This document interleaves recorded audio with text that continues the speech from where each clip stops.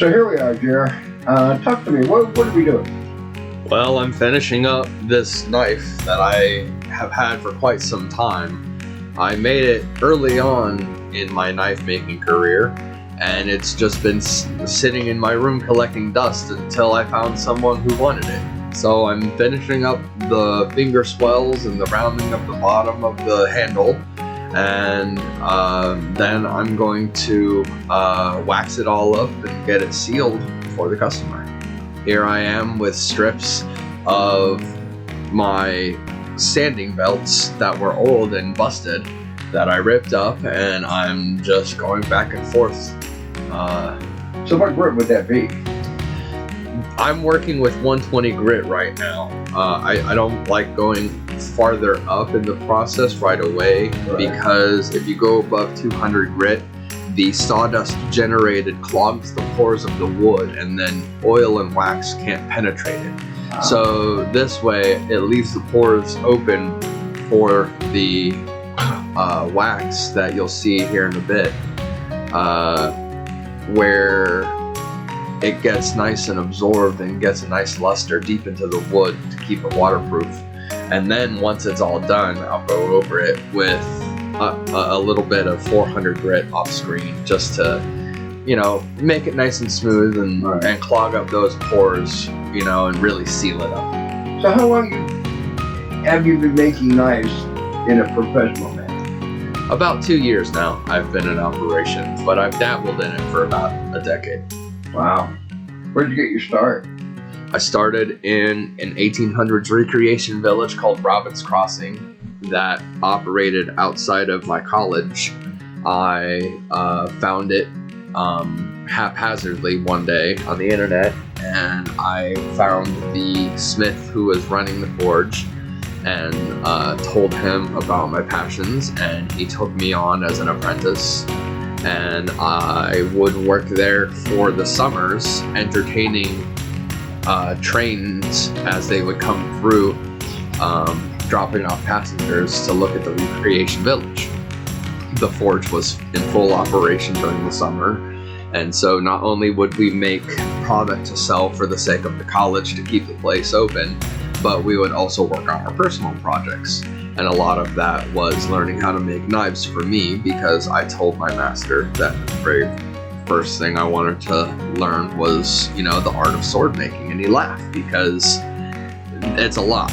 You have to learn little blades before you learn big blades, and he was right. So here I am making the little blades. Cool. Little blades count. Everybody needs them. Everybody needs them. So what do you use for polishing? I use a special mixture of my own of beeswax and oil that I coat into the wood. Mm-hmm. And I also use it to seal the blade after it's been polished. Neat. I know here in a second we're going to see, like here in any second, and now we're going to see you with your brand new rotary tool. Rotary drill type tool. So tell me, as a first-time user and reviewer of such a piece of equipment, what are your thoughts? Tell me what you're doing, and then what your thoughts about what you're doing. So this one, I got this tool because, unlike the Dremel where everything's in your hand, Mm-hmm. I wanted a wand that allows me to keep any debris that comes off of my piece from getting into the mechanics itself. Right. And I read good reviews on it that said just that.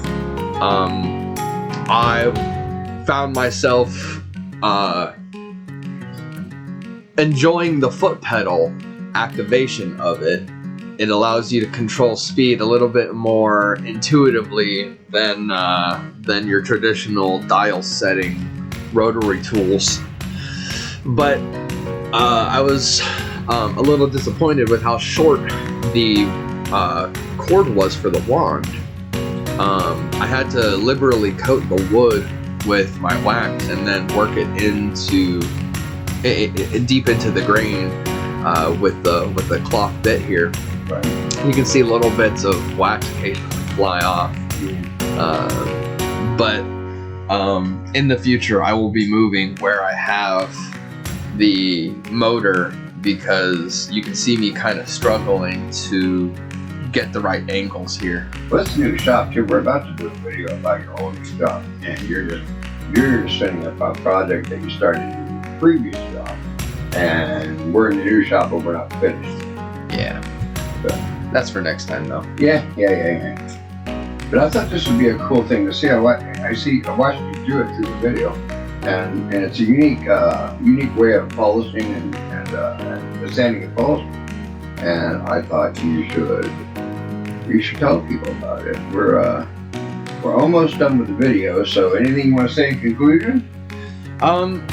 This knife has a hickory handle and it has a mahogany insert. That's part of why I needed the power tools in order to get it polished up, because I really needed to get into that 90-degree angle and get it nice and sealed up for the customer. This is a trade that I worked out with a friend of mine who's a 3D printer, and so they get a knife and I get a new essentially toy. All right. Well, thank you, everybody. Thanks for watching, and please like and subscribe. Have a good day, guys.